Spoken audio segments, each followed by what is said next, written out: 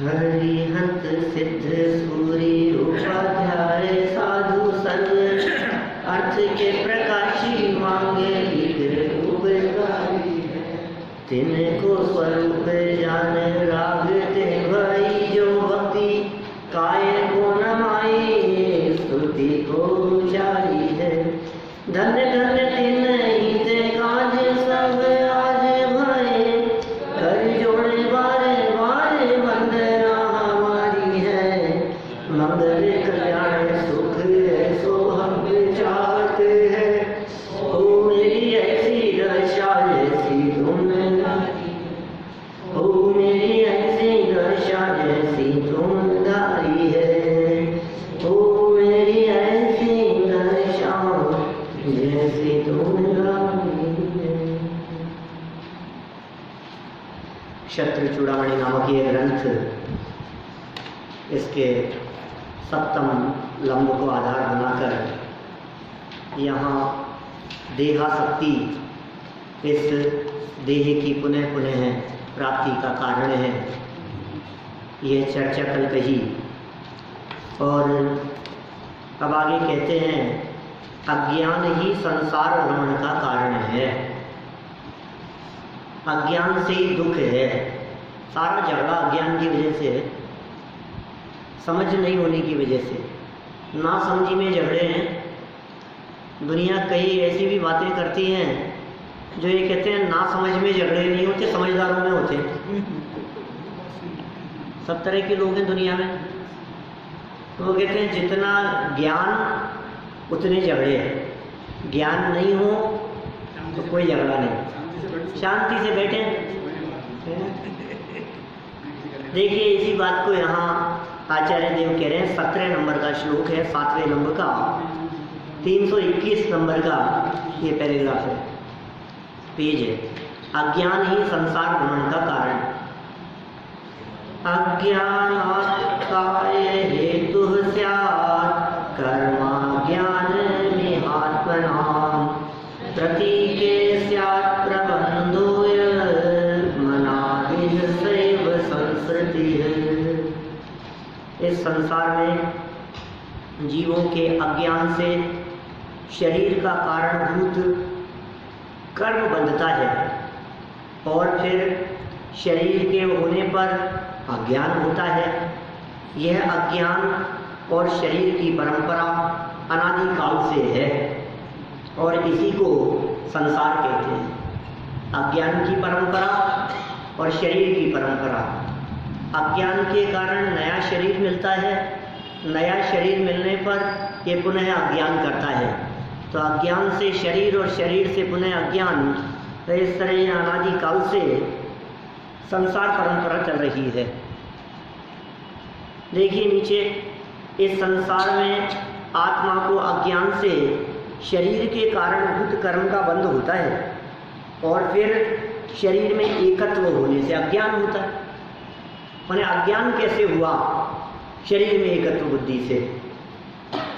इस कारण अज्ञान और कर्म बंध की परंपरा अनादि काल से चली आ रही। कर्म बंध और अज्ञान, ये परंपरा चली आ रही है अनादि काल से।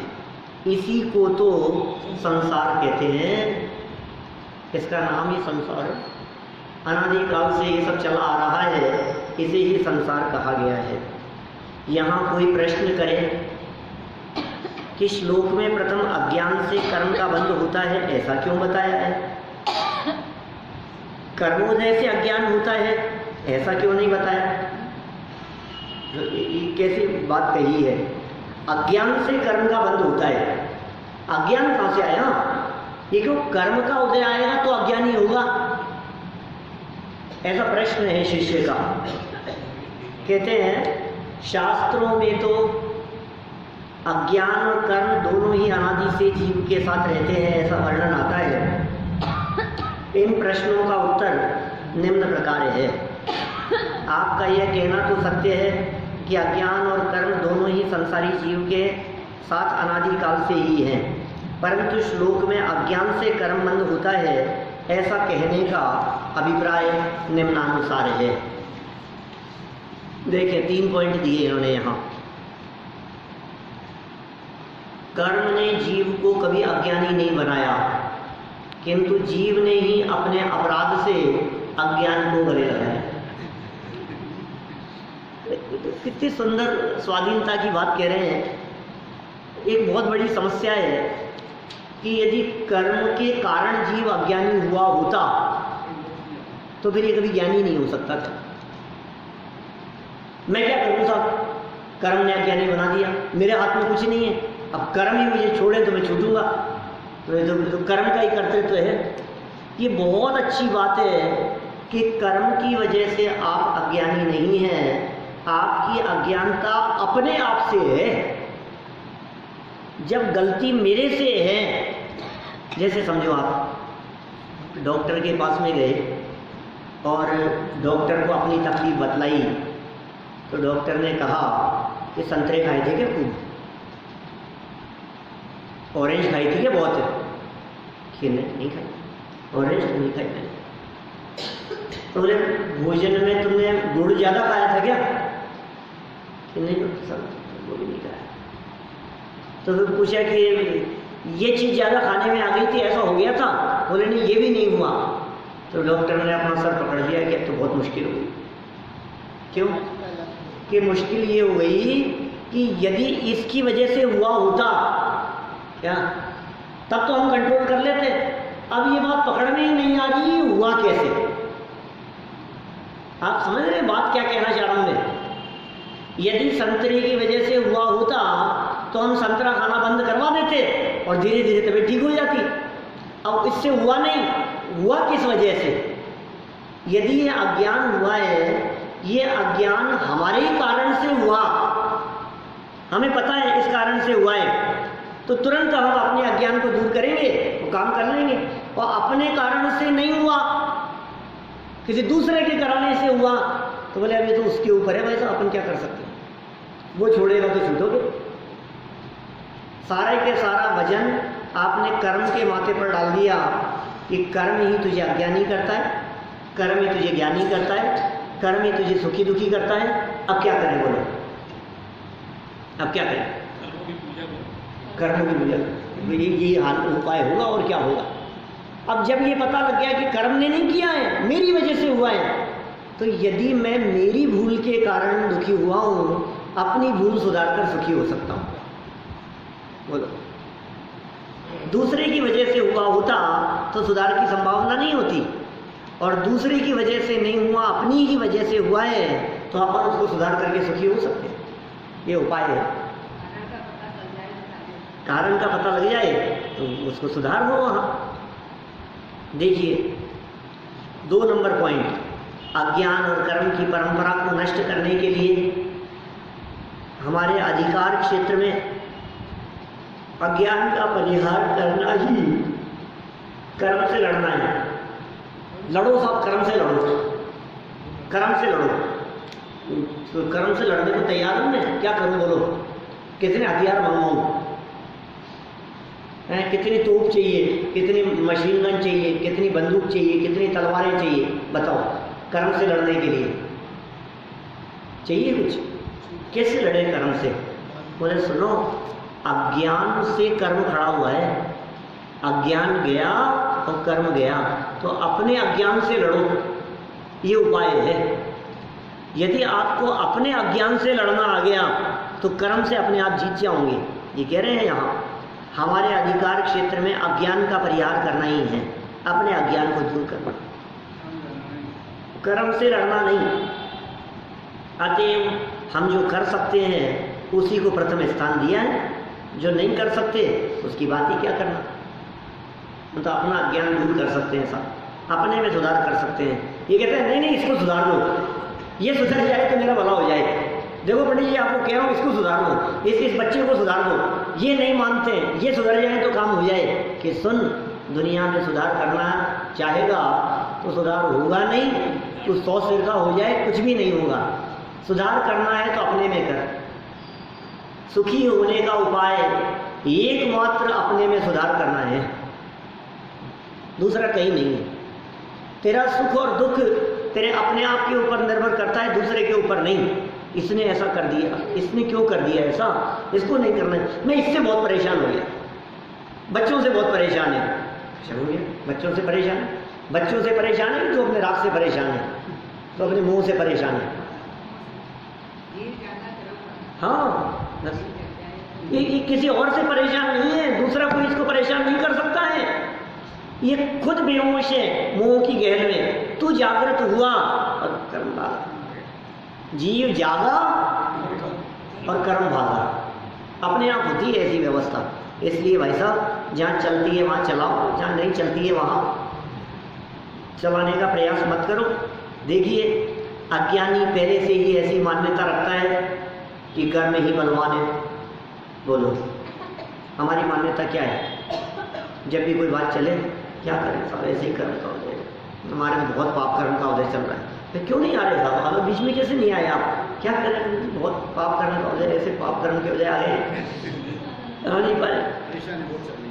ये समझदार लोगों के बहाने हैं कर्म के उदय की चर्चा करना। कि नींद कैसे आ जाती है आपको बीच में? क्या करें साहब, ये निद्रा दर्शनावली कर्म का ऐसा क्यों? तुम्हारे हाथ में नहीं निद्रा दर्शनावली कर्म दिख रहा है, ऐसा क्यों हो गया? अरे साहब क्या बतलाएं, ऐसे अंतराय कर्म का उदय आया है हमारे बहाने। और कर्म के उदय की बात करता है। असाता का उदय चल रहा है, अंतराय कर्म का उदय चल रहा है, दर्शनावरणी कर्म का तीव्र उदय है। हम क्या करें? ज्ञानावरणी कर्म का ऐसा उदय है कि याद ही नहीं रहता है हमारे को। तो सारे दुनिया की बातें याद रहती है तुझे, बहाने बना रहा है। दुनिया भर की इधर उधर की सारी बातें याद रहती है तेरे को, और जब धर्म की बात आती है तो कहता है याद नहीं होता मेरे को।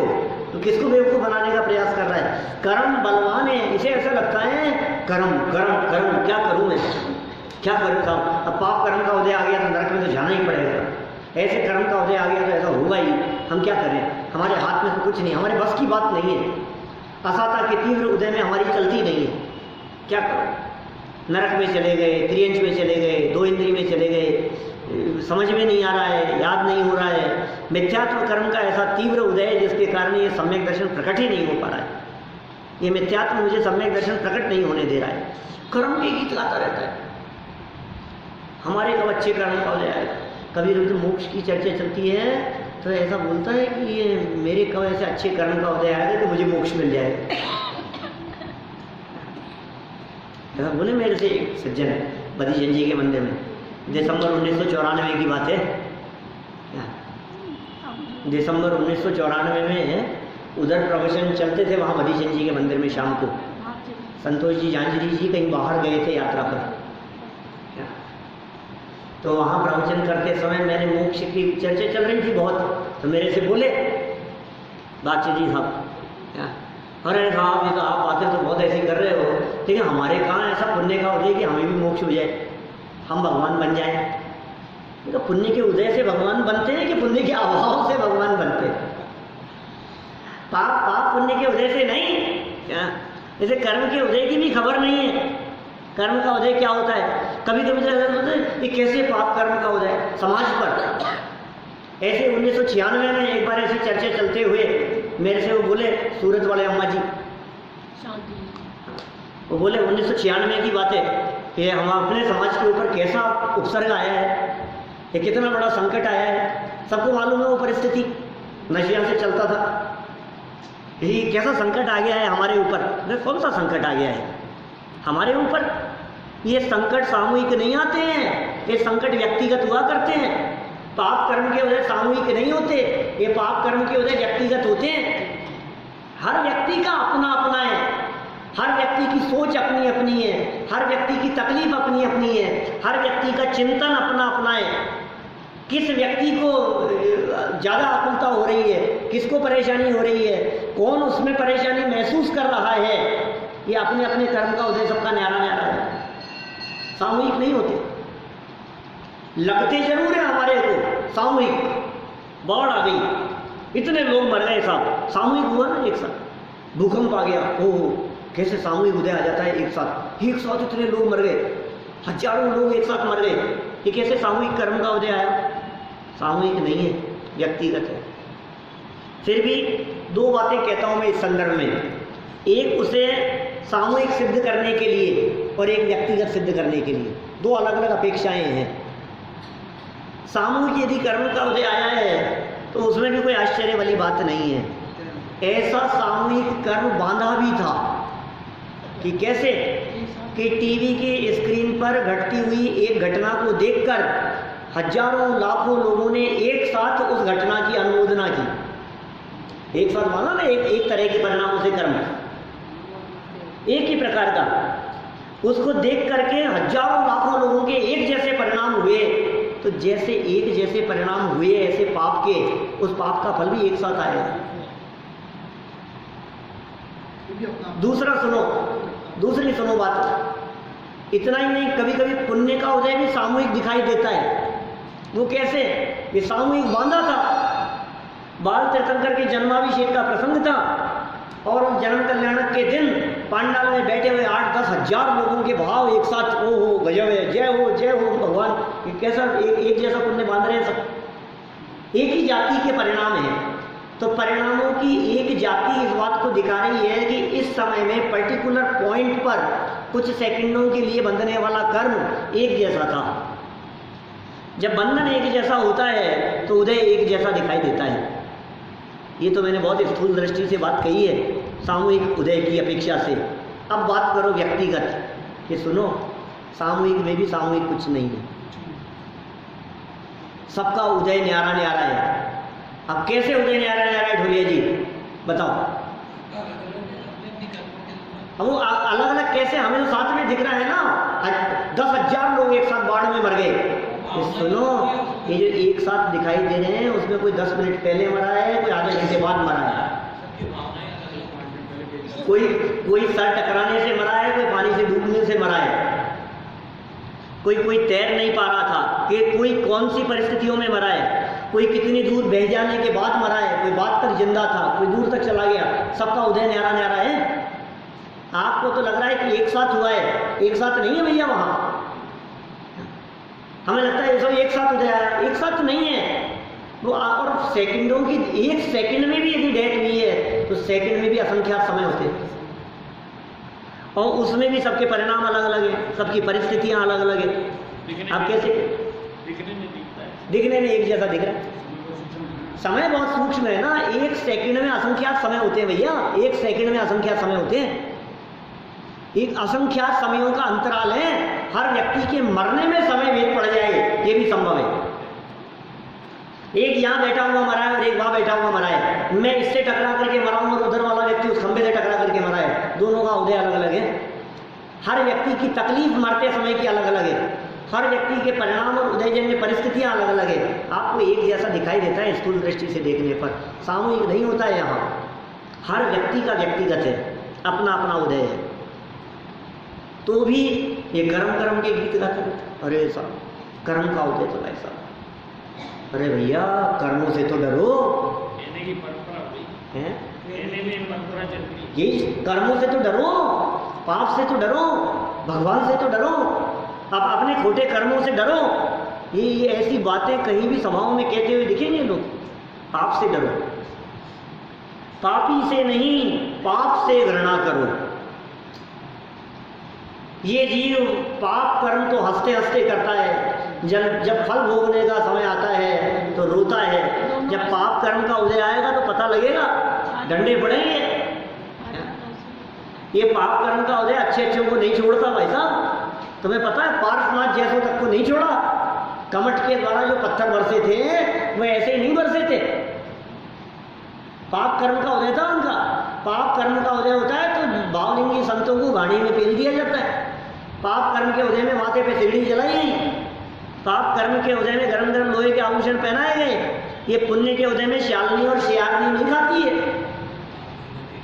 सुकौशल मुनिराज को बाघ ने खाया, पुण्य का उदय था कि पाप का? पाप कर्म के उदय में क्या क्या अनर्थ नहीं होते हैं भाई साहब। देखो आप, अच्छे अच्छे धर्मात्माओं के पाप कर्म का उदय आता है तो क्या घटनाएं घट जाती है। सेठ सुदर्शन, कल्पना करो आप, जो लांछन लगा दिया गया उसके माथे पर, आत्महत्या कर ले। एक शुद्ध सात्विक जीवन जीने वाला एक धर्मात्मा महापुरुष अष्टमी चतुर्दशी के दिन वस्त्र त्याग कर सामयिक करता हो, शमशान में जाकर के एकांत स्थान में खड़े होकर के, और रानी के द्वारा उसे फंसाया गया और षड्यंत्र रचा गया रानी के माध्यम से। अभी षड्यंत्र का रानी के अलावा किसी को पता नहीं है। समझ में आ रही है बात? और जिस दशा में, जिस अवस्था में वो रानी के राजमहल के अंदर पाए गए, उसे देख करके क्या स्थिति हो, बोलो? पूरा समाज क्या कह रहा था? सेठ सुदर्शन से उम्मीद नहीं थी, बोलो। राजमहल के अंदर मिले वो, अंदर पकड़े गए रानी के साथ, बिना कपड़ों के थे अंदर। बोलो आप, क्या हालत हुई होगी? पूरा नगर क्या कह रहा होगा जब उन्हें सूली पर चढ़ाने की सजा उन्हें दी गई? सारा नगर थू थू कर रहा होगा उनके ऊपर। एक शब्द नहीं कहा पलट करके। क्या सफाई देना, क्या कहें, क्या बताएं, किसको कहें? बोलो। मानेगा कौन मानेगा? और क्या स्वीकार होगा बताओ? क्या बीत रही होगी उसके पत्नी बच्चों के ऊपर, क्या बीत रही होगी पूरे परिवार के ऊपर, और क्या स्थिति होगी उनकी अंतरंग दशा। लेकिन ऐसी प्रतिकूल परिस्थिति बनने के बावजूद भी ज्ञानी धर्मात्मा अंदर से शांत रहते हैं, अंदर से सहज रहते हैं। तत्व का बल था अंदर। अपयश कीर्ति कर्म का इतना भारी उदय, अपयश कीर्ति कर्म का उदय था, इसके अलावा और कुछ नहीं। पर न मालूम कब का किया हुआ, पूर्व जन्मों का कभी का किया हुआ कौन सा छींटा ऐसा उछल करके आता है जिसके कारण व्यक्ति बदनाम हो जाता है। किया कुछ नहीं है, अपराध कुछ नहीं है, गलती कुछ नहीं है, और बदनाम हो गए। पाप कर्म का उदय। जैसे मैं इतनी बात कहना चाह रहा हूँ आपको, ये पाप कर्म का उदय ज्ञानियों के जीवन में भी कितने आते हुए दिखाई देते हैं। क्या हुआ फिर? तो समझ लो सूली सिंहासन बन गई। क्या देवों ने पुष्प वृष्टि की, जब फांसी पे सूली पे चढ़ाया जा रहा था, देव लोग प्रकट हो गए। यदि कदाचित देव लोग प्रकट ना होते क्या, तो आज इतिहास और हम आप जैसे लोग भी उसके ऊपर उंगली उठाते। हम भी तो यही कहते कि गलत किया उसने, कितना गलत काम किया उसने। वो तो देवों ने जय जयकार करके इस बात को सिद्ध कर दिया कि सेठ गलत नहीं था, रानी की नीयत गलत थी। ऋषभ देव स्वामी के 13 महीने तक आहार के लिए रोजाना निकल रहे, 7 महीने 9 दिन तक। बोलो, 13 महीने और 9 दिन तक आहार नहीं मिला तो पाप कर्म का उदय नहीं था? पाप कर्म के उदय में काम नहीं होते, पाप कर्म के उदय में पैसे डूब जाते हैं, पाप कर्म के उदय से दुकान बंद हो जाती है, पाप कर्म के उदय से बच्चे घर से निकाल देते हैं। ये पाप कर्म का उदय कब आ जाए पता नहीं। पाप कर्म के उदय से अपने बच्चे हत्या कर देते हैं। ये पाप कर्म के उदय को साधारण समझ रखा है आपने। मैं घंटों तक आपको ये पाप कर्म के उदय के गीत गा के सुना सकता हूं, लेकिन सुनो इतनी चर्चा होने के बावजूद भी जनाब ये कह रहा है कि पाप कर्म तेरा कुछ बिगाड़ने में समर्थ नहीं है। पाप ने तेरा कुछ नहीं बिगाड़ा। तुझे ऐसा लगता है कि पाप ने बिगाड़ दिया, पाप ने बिगाड़ दिया, पाप ने बिगाड़ दिया। ना पाप बिगाड़ सकता है, ना पाप बिगाड़ सकता है, कोई नहीं बिगाड़ सकता है। पाप के उदय में दंड का विधान नहीं बनता। पाप के उदय से दुखी नहीं होता, पाप के उदय से तकलीफ नहीं होती। बाहर में इतनी प्रतिकूलताओं का उदय सेठ सुदर्शन के माथे पे आता हुआ दिखाई दे रहा है।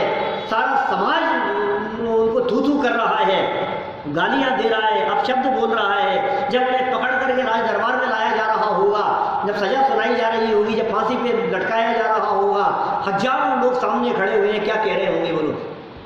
ऐसे पाप कर्म के उदय में भी ज्ञानी धर्मात्मा अंदर में अपार शांति का वेदन करते हैं तत्व ज्ञान के बल पर।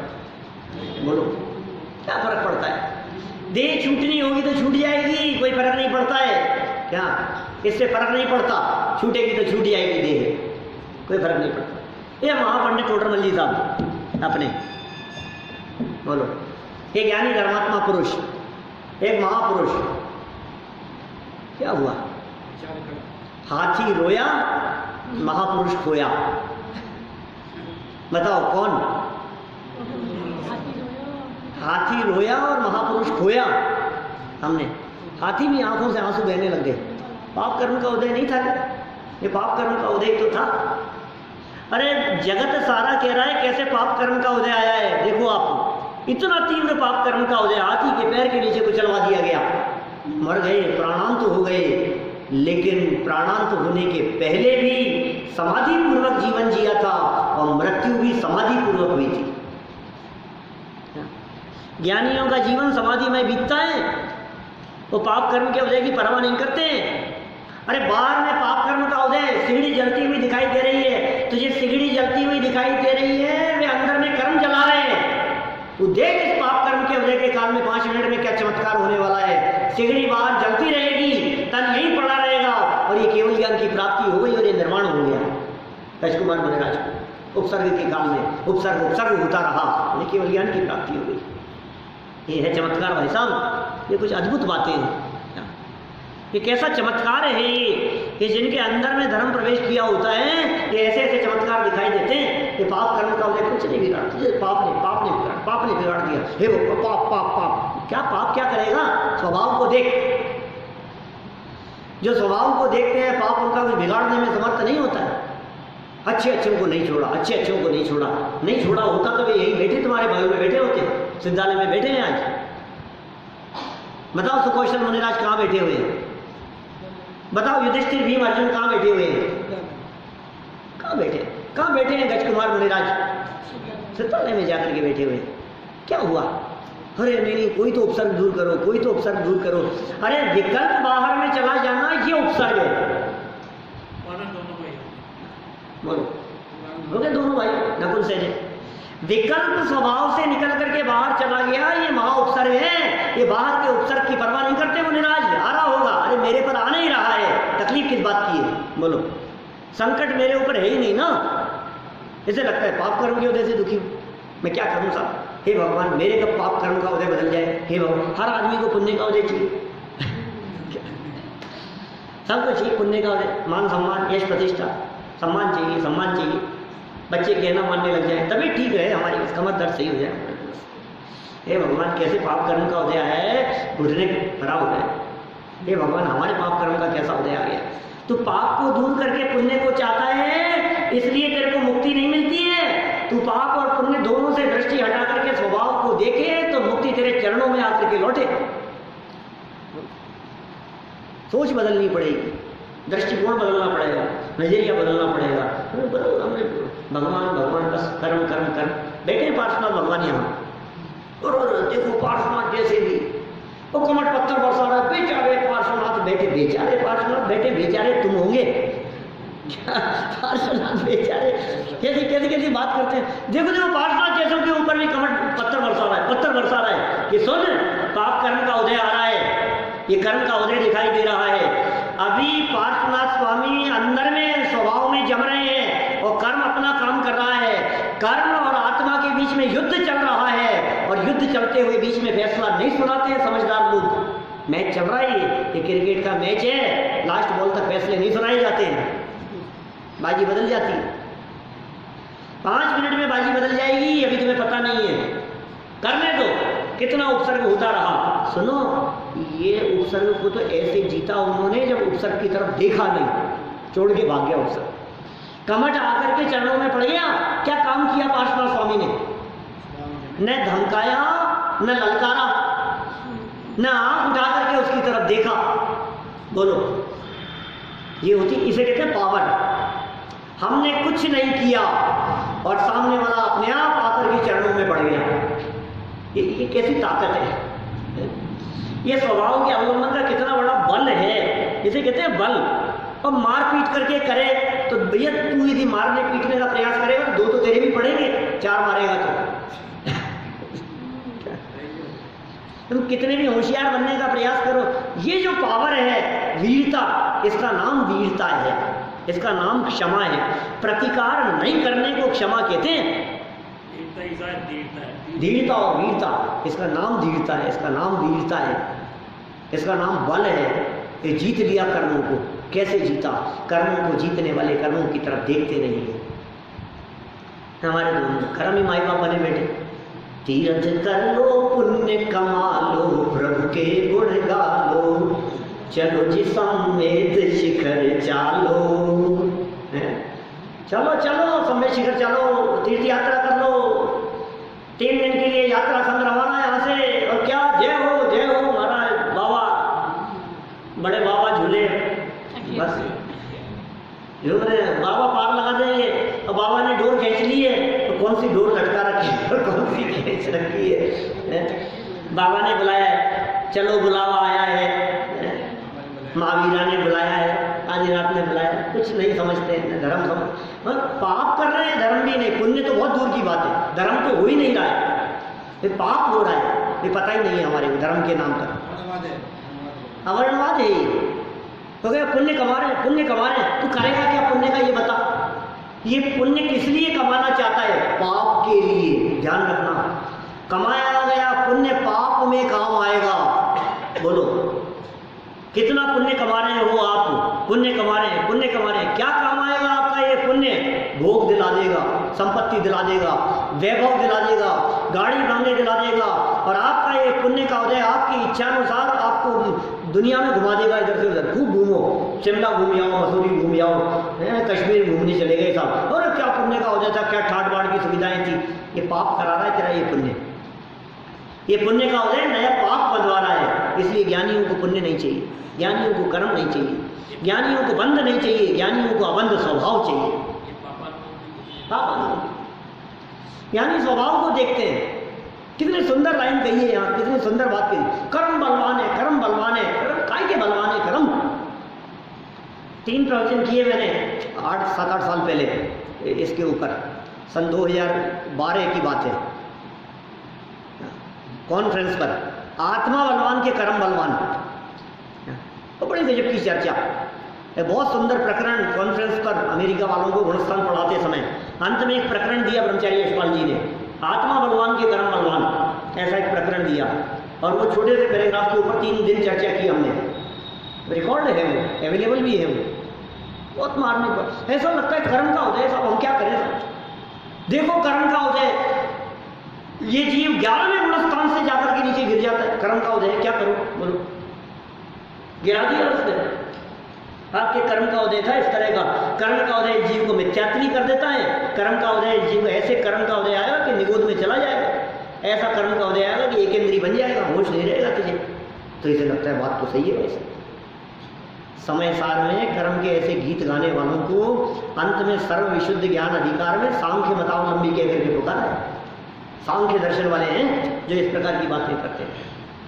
लगातार गाथाएं भी गई यहाँ, वही 1995 के आसपास जब यहाँ प्रवचन सुबह के समय यहाँ होते थे, शाम को वहाँ करता था, यहाँ प्रवचन करते समय वो समय साथ चलता था उस समय, सर्व विशुद्ध ज्ञान अधिकार पे व्याख्यान उस समय हमने यहाँ किए उस समय, तो उसमें गाथाएं आई इस तरह की। उन गाथाओं के अंदर लिखा, कर्म जगाता है, कर्म सुलाता है, कर्म ही जीव को सुखी दुखी करता है, जग में भ्रमाता है कर्म ही इस जीव को नर नारकी आदि गतियों के अंदर ले जाता है, कर्म ही ये करता है, कर्म कर सिर्फ गाथाएं। सुनो, अभी कर्म की इतनी चर्चा की तो ऐसा लगा यार वास्तव में कर्म ही कर रहा है। फिर जो 8-10 गाथाएं देने के बाद नियाजी साहब इतनी गाथाएं देने के बाद एक गाथा नीचे दी जिसमें लिखा, ये सारी कल्पनाएं सांख्य मतावलंबी करते हैं। बोलो, केस लड़ रहे थे वकील साहब क्या, और सारी बातें उल्टी बोलते जा रहे थे, नशे में थे, अपने खिलाफ ही सारी बातें बोलते जा रहे थे, और जो क्लाइंट था बार बार करके आए हो नशे में, तो तर्क दिए जा रहे हैं क्या। बहुत तेजी से उसने हिला करके कहा कि वकील साहब कर क्या रहे हो, सारी बातें उल्टी हो गई है। अच्छा, अरे अभी तक मैंने जितनी बातें कही है ये तो उनकी तरफ से कही है, बोलो और कोई तर्क हो तो बताओ। आपने अपनी बात पे आता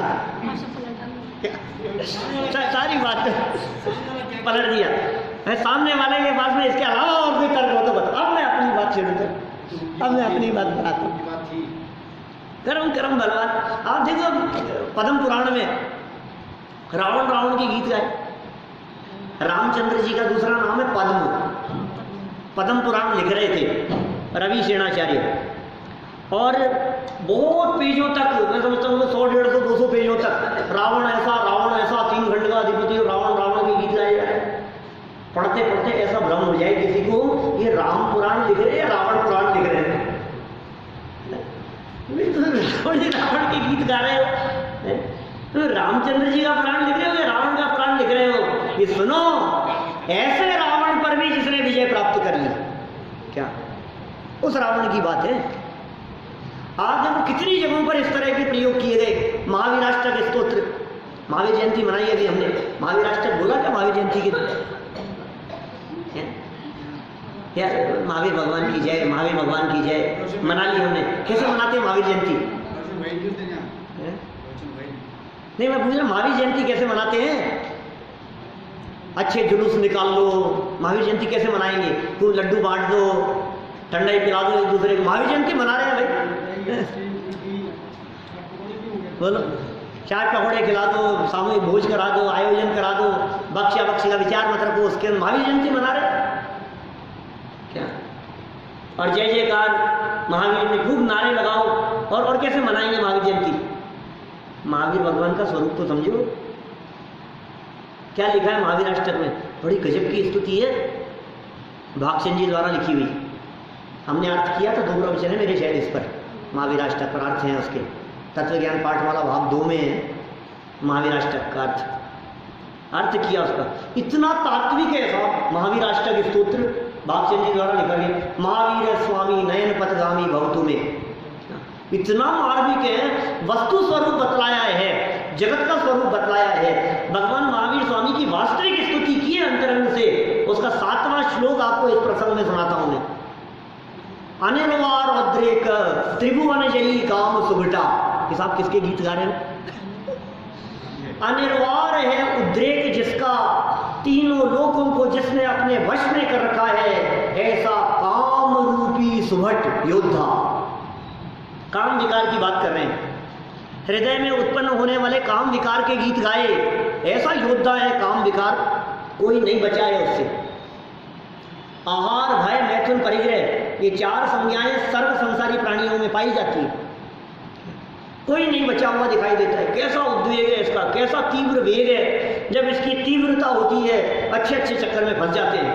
किसके गीत गा रहे हो? कि सुनो, कुमारावस्थायाम अपि निज बलाद्येन विजित है। ऐसे महादेव जिस काम रूपी योद्धा का प्रकोप इस पूरे तीनों लोकों के ऊपर दिखाई देता है, उस काम रूपी योद्धा को भी कुमार अवस्था में, 30 वर्ष की युवावस्था में अपने आत्मबल से जिन्होंने जीत लिया, ऐसे वर्तमान महावीर स्वामी 30 वर्ष की उम्र में दीक्षा लेकर के निकल गए। शादी नहीं करी, बाल ब्रह्मचारी रहे, गीत गाए। किसके गीत गा रहे हैं? तो यहाँ कर्म के गीत गा रहे हो तो कर्म नहीं भाई साहब, गीत तो आत्मा के गाए जाने। जिस समय हो द्रव्य दृष्टि कर्म थर थर कांपते हैं, स्वरूप की एकाग्रता लख छोड़ खुद ही भागते हैं। जिस समय हो द्रव्य दृष्टि ये कर्म भागते हैं। आश्रम के गीत बनारसी दास जी ने ऐसा प्रयोग किया नाटक समय सार में। उन्होंने संवर की चर्चा करते समय ऐसा लिखा, उन्होंने पहले आश्रम अधिकार की चर्चा हुई बहुत विस्तार से, फिर नाटक है ना वो नाटक समय सार, तो उसमें प्रयोग किया सवाया बल फोड़ के आया संवर, ऐसा विशेष बल प्रकट करके प्रकट हुआ संवर। और ऐसे आश्रम पर भी जिन्होंने विजय प्राप्त कर ली। बहुत चर्चाएं हैं शास्त्रों में, इस तरह की बातें बहुत कही गई है। और कर्मों के ज़्यादा गीत गाने की जरूरत नहीं है। कर्मों के गीत गाते रहने से ही ये आत्मा ओझल रही है, ये दृष्टि का विषय नहीं बन सकी। ये सब अपने आप होता है। जब जीव स्वभाव की तरफ देखता है तो लब्धियां अपने आप होती है। प्रायोगिक लब्धि के काल में जो होना होता है अपने आप होता है। करण लब्धि के काल में जो विभाजन होगा, जो 4 आवश्यक अधिक होंगे, सब अपने आप होंगे। और करण लब्धि का काल पूरा हो जाने पर मिथ्यात्व के 3 टुकड़े होंगे, वो काम मिथ्यात्व में होगा। हम आपसे पूछते हैं, हमने मिथ्यात्व के टुकड़े करने के लिए क्या किया? मिथ्यात्व को न देखना मिथ्यात्व के टुकड़े करने का उपाय है। कर्म से दृष्टि हटा करके अपने व्यायक स्वभाव को देखना, ये कर्मों को जीतने का उपाय है। ऐसे उपाय किए आचार्यों ने। चलो पूरा करता हूँ इसको, समय हो गया अपना। अज्ञानी पहले से ही ऐसी मान्यता रखता है कि कर्म ही बलवान है। इसकी इस मिथ्या मान्यता का ही निरसन करने के लिए वस्तु स्वरूप का यथार्थ परिचय कराकर कि जीव अपने अपराध से ही कर्म बांधता है। ये जीव कर्म अपने अपराध से बांधता है। कहा भी है, कर्म विचारे कौन भूल मेरी अधिकारी। वास्तव में अज्ञान के कारण ये कर्म बंद होता है। बेचारी स्वतंत्र विचरण करती हुई कारवाण वर्गणाएं मेरी अज्ञानता के कारण जबरन मुझसे आकर के चिपकने लगी। जबरन क्या करें, और मेरे परिणामों की वजह से स्वतंत्र विचरण करती हुई इन कर्म वर्गणाओं को कोड़ा कोड़ी सागरों तक आत्म प्रदेशों के साथ बंधे रहना पड़ा। अपने अज्ञान का आमंत्रण, बिल्कुल हमने आमंत्रित किया है उन कर्मों को। बहुत होशियार वो सज्जन है, वे बिना आमंत्रण के नहीं आते हैं कर्म। हाँ, बहुत सभ्य है, बहुत सज्जन है भाई। देखो, जहाँ शास्त्रों में ऐसा कथन आता है कि कर्मोदय से अज्ञान होता है, वहाँ वे कथन व्यवहार नहीं का समझना चाहिए। व्यवहार से कथन किया है कर्म की अपेक्षा से। वहाँ भी अपराध तो जीव का ही रहता है। जब जीव अपने अपराध से अज्ञानी होता है तब कर्म बंद होता है। अपने अपराध से जब ये अज्ञानी हुआ तो कर्म बंद हुआ। और जीव स्वभाव से तो अज्ञानी नहीं है, जीव तो मात्र ज्ञानमय है। सच में ये ज्ञायक तो ज्ञानमय है। ये ज्ञायक तो अपने स्वभाव रूप बड़ा परम पवित्र आत्म तत्व है। उसको न देखने पर, ज्ञायक को न देखने पर ये कर्म खड़े होते हैं, अपनी ही अज्ञानता से, अपने ही विकार से, अपनी ही भूल से। और यदि हम अपनी भूल को सुधारेंगे तो अल्पकाल में ये कर्म स्वयं छोड़कर भाग जाएंगे। हम सभी अपने स्वभाव के अवलंबन पूर्वक इन कर्मों से मुक्त हो, इसी भावना से बात को यही विराम देता हूँ। इसलिए करने योग्य कार्य कर्म नहीं, निजात्म तत्व का स्वीकार ही कर्तव्य है। इस बात को आगे बहुत सुंदर ढंग से कहा है। तो महावीर भगवान